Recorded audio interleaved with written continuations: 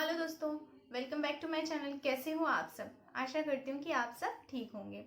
आज हम इस वीडियो में ज्योतिया व्रत के बारे में बात करेंगे। तो ये व्रत क्यों किया जाता है और कब इसकी तिथि क्या है, तो इस वीडियो में मैं आपको विस्तार से बताऊंगी। तो अश्विन माह के कृष्ण पक्ष सप्तमी से लेके नवमी तक ये व्रत किया जाता है।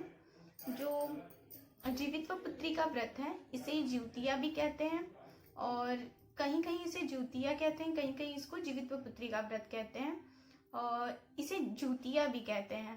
तो जहाँ के लोग वहाँ अपने अपने नाम से इस व्रत को कहते हैं।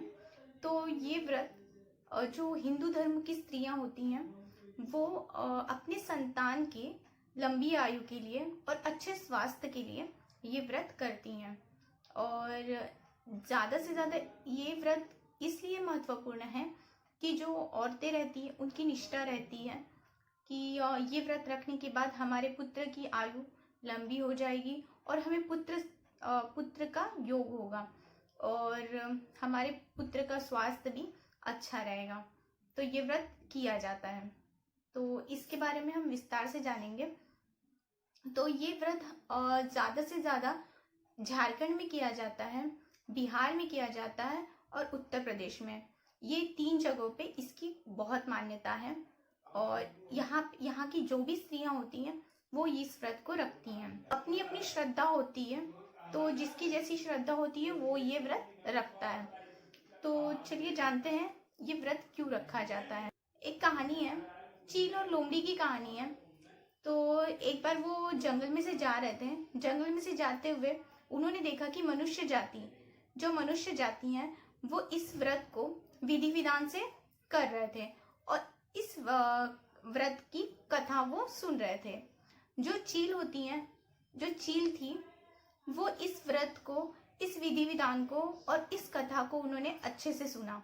और जो लोमड़ी थी उसने इस कथा को नहीं सुना, उसने इस पे ज्यादा ध्यान नहीं दिया। और जो चील थी उसने ज्यादा ध्यान दिया उस पे। तो इसीलिए कहा जाता है कि चील के बच्चे या बच्चों के बच्चे, उनको कभी कोई कुछ नहीं कर सकता और जो लोमड़ी की संतान होती है वो कभी जीवित नहीं रह सकती। इसीलिए व्रत का बहुत महत्व बताया गया है। तो ये व्रत तो सभी स्त्रियां करती हैं।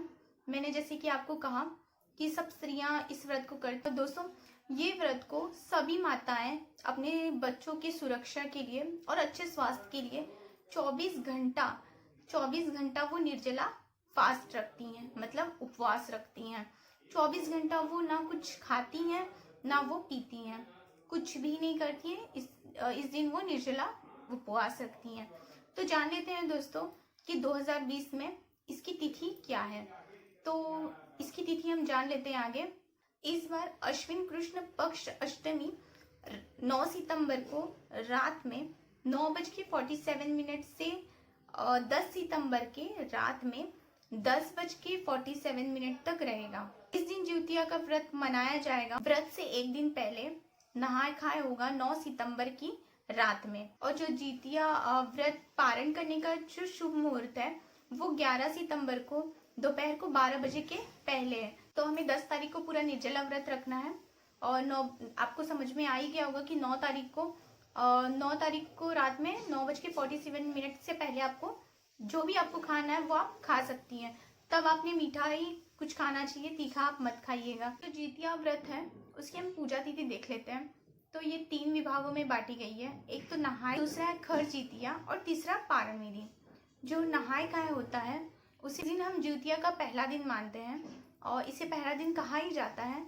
तो इस दिन महिलाएं सुबह उठ के नहाकर जो भी भोजन करना है वो भोजन करती हैं।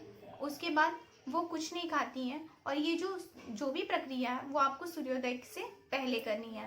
तो आपको ये सब सूर्योदय से पहले करना है। उठ के आपको जो भी भोजन करना आप भोजन कर सकती हैं, पानी पी सकती हैं। सूर्योदय के बाद आपको कोई भी चीज़ नहीं खानी है ना कोई भी चीज़ पीनी है। तो आप इसके बाद आपको कठोर निर्जला व्रत आपको रखना है और जो भी आपको प्रक्रिया वो आपको सूर्योदय से पहले करनी है। और ये आप भोजन मिले तो वो आप मीठा लें, आपने तीखा कुछ भी नहीं खाना, वो आपके लिए अच्छा रहेगा। आएगी वो खरजूतिया। जैसे कि मैंने कहा आपको, पहले तो नहाए खाए, उसके बाद खरजूतिया। खरजूतिया ये है कि जब सेकेंड डे होता है तब हमने सूर्योदय के बाद ना आपको जल पीना है ना आपको कुछ खाना है। ये आपको निर्जला व्रत रखना है। खरजितिया मतलब जो जिस दिन आपका व्रत है उस दिन आपने कुछ भी नहीं खाना है, निर्जला व्रत रखना है। और तीसरा रहेगा पारण विधि। जो पारण विधि रहेगी वो तीसरे दिन रहेगी। पारण विधि है वो मैंने आपको पहले ही बता दी है। वो सूर्योदय के बाद 12 बजे के पहले आप खा सकते हो, और इसके बाद आप कुछ भी खा सकते हो, पर जो ये मुहूर्त है वो बहुत शुभ है, तो आप इस टाइम पे ज़रूर कुछ खाइएगा, सूर्योदय के बाद और 12 बजे के पहले। जो पारण विधि है वो इस प्रकार है। अब हम जानते हैं कि इसकी कथा क्या है। जो जीवित्व पुत्री का है, जीवित्व पुत्री का व्रत है, इसकी कथा सुनते हैं। तो मैं शॉर्ट में बताऊंगी आपको, ज़्यादा लंबा मैं ये वीडियो नहीं करना चाहती हूँ, तो मैं ये शॉर्ट में आपको बताती हूँ। दोस्तों, ये जीवित्व पुत्री का व्रत है वो महाभारत के काल से चला आ रहा है। महाभारत में युद्ध के बाद जो अश्वत्थामा है उनके पिता की मृत्यु हो जाती है महाभारत के युद्ध में। तो अश्वत्थामा बहुत ही नाराज रहते हैं। वो उनके पिता के मृत्यु के बाद वो बहुत ज़्यादा नाराज रहते हैं, और उनके अंदर जो बदले की भावना है वो तीव्र होती है। तो अश्वत्थामा पांडवों के शिविर में घुसकर जो 5 लोग सोए रहते हैं उनको वो पांडव समझ के 5 को मार डालते हैं। उनके अंदर जो तीव्र भावना रहती है उस वजह से वो 5 को मार डालते हैं। पर वो जो 5 रहते हैं वो पांडव नहीं रहते हैं, वो कोई अन्य लोग सोए रहते हैं। वो और कोई नहीं, वो द्रौपदी की 5 संतान रहती हैं। तो ऐसा देख के अर्जुन जी अश्वत्थामा को बंदी बना लेते हैं। बंदी बनाकर उनके पास जो मणि रहता है वो छीन लेते हैं।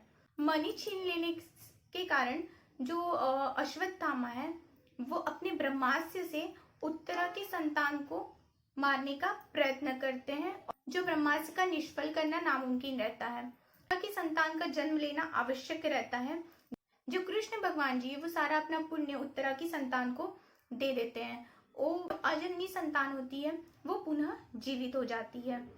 मर कर भी जीवित होने के कारण ये इनका नाम जीवित्व पुत्री का पड़ा। आगे जाकर यही राजा परीक्षित के नाम से कहलाने लगे, और तभी से इस व्रत को किया जाता है।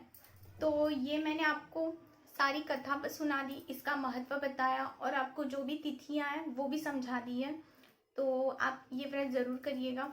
और कहीं कहीं पे इस व्रत को जो घर की बड़ी स्त्री है तो वो करती हैं। जैसे कि मैं आपको अपना एग्जाम्पल देती हूँ।